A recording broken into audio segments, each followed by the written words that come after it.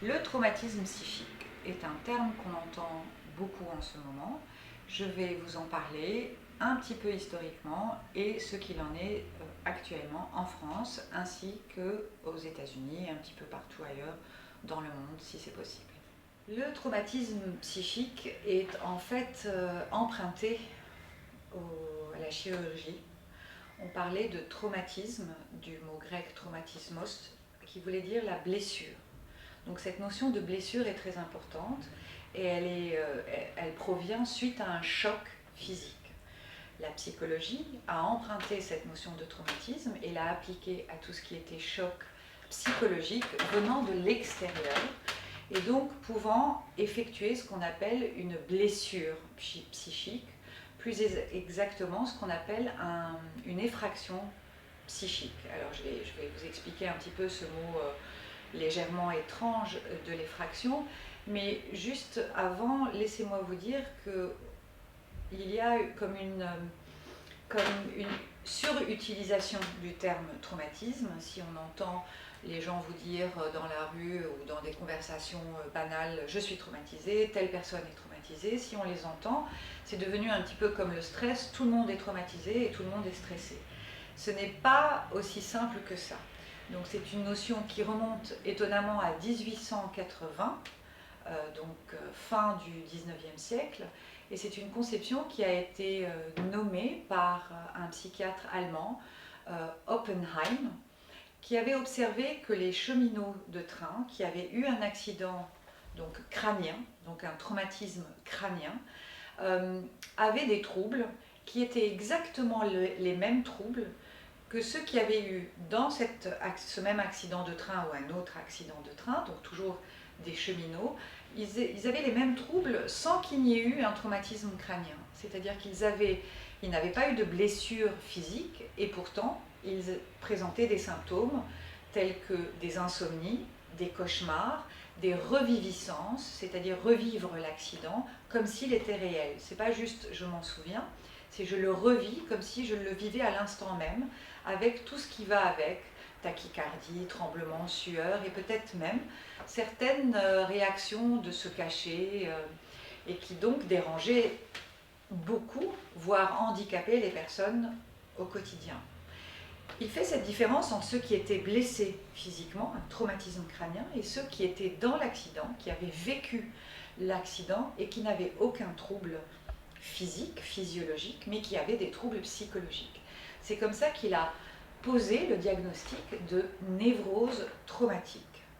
Donc le traumatisme, ici, ne vient pas suite à une blessure physique, ce qui ne veut pas dire que si on n'est pas blessé physiquement, on ne peut pas être traumatisé psychiquement, bien sûr. Donc il ne faut pas prendre les choses de manière stricte, mais on va revenir dessus.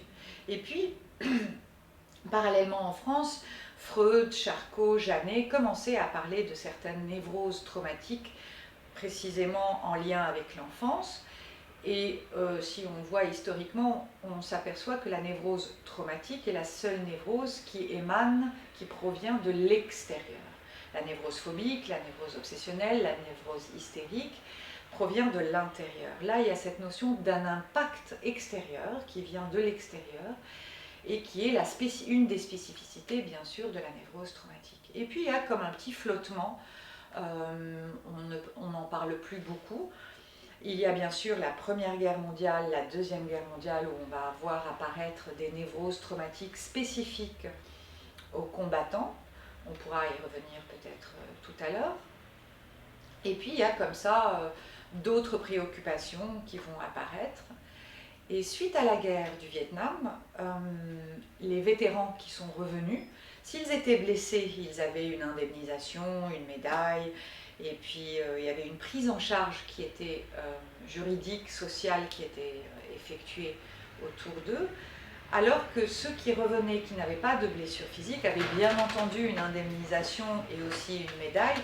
Je schématise un petit peu, mais comme il n'y avait pas de blessure physique, il leur était demandé de revenir dans la vie, on va dire, habituelle, normale, assez rapidement. Et c'est là où on s'est aperçu, où ils se sont aperçus aux États-Unis, que suite à la guerre du Vietnam, bien sûr on peut débattre du pourquoi de cette guerre, du fait que certains n'étaient pas d'accord, mais là n'est pas le sujet. Ce qu'on s'est aperçu, c'est qu'il y a eu un énorme déficit socio-économique dans la santé mentale, parce que ces personnes qui revenaient et qui n'étaient pas blessées, ou alors qui étaient aussi blessées, n'arrivaient plus à s'insérer dans la société. Et on s'est aperçu qu'il y avait des troubles très importants, donc on retrouve ce que Oppenheim avait décrit, des réviviscences, des insomnies, et tous ces troubles, troubles du sommeil, réviviscence, insomnie, cauchemar, incapacité à se réinsérer, faisaient qu'ils s'isolaient.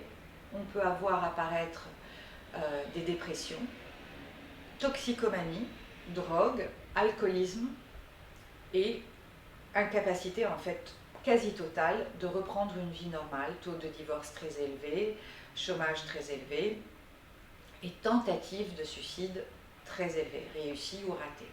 Ça, nous sommes dans les années 60. Ils se sont réunis et la santé mentale a décidé que dans le DSM, qui est un manuel A diagnostic, le A est privé. Oui.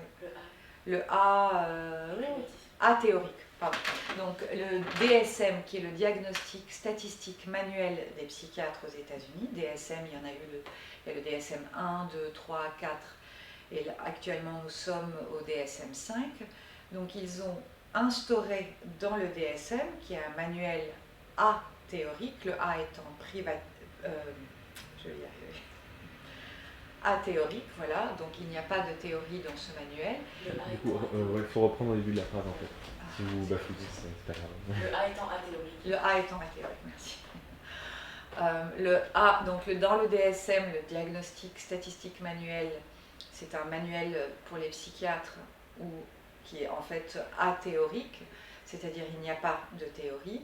On a instauré dans le DSM-3, si mes souvenirs sont bons, la notion de PTSD, c'est le Post-Traumatic Stress Disorder, qu'on peut traduire par ESPT, qu'on retrouve dans la littérature francophone, ESPT, état de stress post-traumatique, pouvant ainsi reconnaître certains symptômes, comme toujours dans le DSM, il faut qu'il y ait l'événement A, l'événement B, les troubles C, D, il y a tout un listing où on retrouve tous les symptômes nécessaires.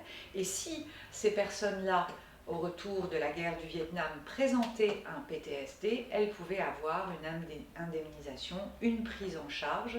Et c'est ainsi qu'ils ont reconnu que ces personnes avaient besoin, ces militaires avaient besoin d'une prise en charge spécifique suite à leur retour de cette guerre. Très rapidement, on s'est aperçu, malheureusement, avec la montée de la violence et des différentes attaques, des différentes guerres, et surtout de la montée, on va dire, du terrorisme, mais aussi d'autres accidents importants, ils ont élargi cette notion de PTSD aux militaires et on retrouve dans le DSM-4, je pense, la notion de, dans la définition, ça peut arriver à un militaire ou à un civil. Donc toute personne civile, ça n'a pas besoin d'être un militaire, qui va vivre un événement traumatique. Alors ça sera très important de définir ce qu'on appelle un événement traumatique, et qui présente tel et tel symptôme, qu'on retrouve dans le DSM, est susceptible de présenter un état de stress post-traumatique, donc ESPT ou PTSD, Post-Traumatic Stress Disorder. Alors après, qui est traumatisé, qui ne l'est pas, c'est pas toute personne qui a vécu un événement traumatique. Si nous sommes ensemble dans un wagon de métro et qu'une explosion se produit et qu'il y a des morts autour de nous et que vous et moi, nous ne sommes pas mortes, mais nous sommes blessés, est-ce que ça veut dire qu'on va être traumatisé? Non. Ça va dépendre de beaucoup d'autres facteurs. En revanche, l'événement que nous aurons vécu toutes les deux est un événement traumatique. Après, les définitions sont encore plus nuancées, mais l'événement traumatique implique une effraction psychique, c'est-à-dire une blessure de tout ce qui est spatio-temporel. Donc c'est la notion de soudaineté, brutalité et rencontre avec le réel de la mort.